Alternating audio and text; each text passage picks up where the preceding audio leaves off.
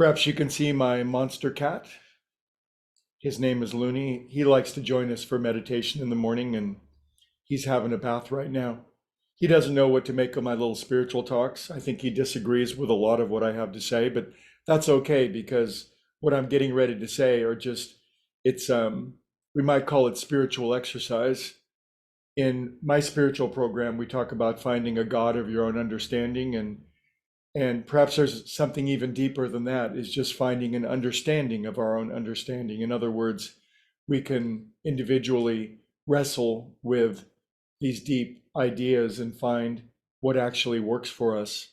And we've had a challenging conversation this week so far because what I've suggested is the basic unreality of the world itself. And I'm actually using a scientific premise for that because a good deal of cosmology and the deepest kind of physics says that the what appears to be true, space and time, is actually not true. It's actually breaks down at the deepest level of physics. And so what appears to be the most real thing in the world to us as we look out, it's like I'm looking out into my living room. It's like a large container and it's filled with stuff. It's filled with cats that are getting ready to absolutely attack me in any second. And I appear to be this small individual creature locked inside this box of space and time. You have to go now. Thank you very much. Sorry about that. Anyway, so the topic this week has been the unreality of things and how when we meditate, we're sort of waking ourselves up out of a spell.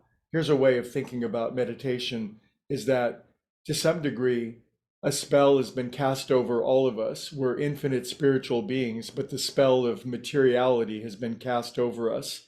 And because of that, we think we're limited creatures locked into a body that have a born on date. We exist for X amount of time, and then we have an expiration date printed on us somewhere, hopefully no time soon, and then that's the game. And yet, I believe there's no more limited way that we could possibly see ourselves, but this illusion of materiality is so unbelievably convincing that it has most people convinced for the majority of their life, the majority of the time. Perhaps the great relief and joy and ecstasy of death itself is to wake up from this spell that's been cast over us. But I would suggest that we can wake up, we don't have to wait to croak to break out of the spell of materiality by remembering that we are these spiritual beings.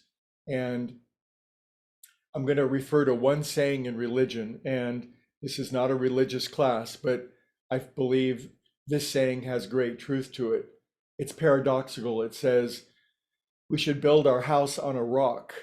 And yet I'm saying that rocks themselves aren't even real. What does a great spiritual master mean when he says we should build our house on a rock? Because if we don't, when all the calamities and catastrophes of life come, the storms, the winds, the rains that blow upon us, we have to build our consciousness on something deeper. So the rock is not a physical rock. We know even rocks can give way. We build our consciousness on consciousness itself, this very presence of being that's indomitable, that's inexhaustible inside of us.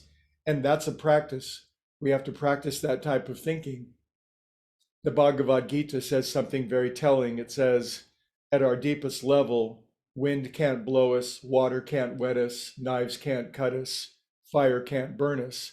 So these are very mysterious sayings, and they don't mean anything unless we actually get an experience of that. In our meditation, slowly but surely, sometimes we get the slow, patient, educational variety. Occasionally we have poof moments where it comes all at once, but we wake up from this spell of materiality that seems to have fallen over all of us. That is the primary cause of suffering. And as we come out of this spell of thinking that we're limited physical creatures, we wake up to the truth of our being, which is, in fact and in truth, nothing less than perfectly happy, joyous, and free. And I know I'm suggesting a strong shift, a strong possibility, but I believe this is the basis of the greatest faith and the truth that's deeply implanted inside of all of us. So congratulations on being a meditator and being willing to see through the appearance of things to the truth. And if we all keep looking for the truth together, I'm quite certain we shall find it. So have a beautiful day, and we'll continue the topic tomorrow. Thanks for inviting friends to this and exercising the principle that when two or more are gathered in meditation, that it does strengthen the result. Have a beautiful day.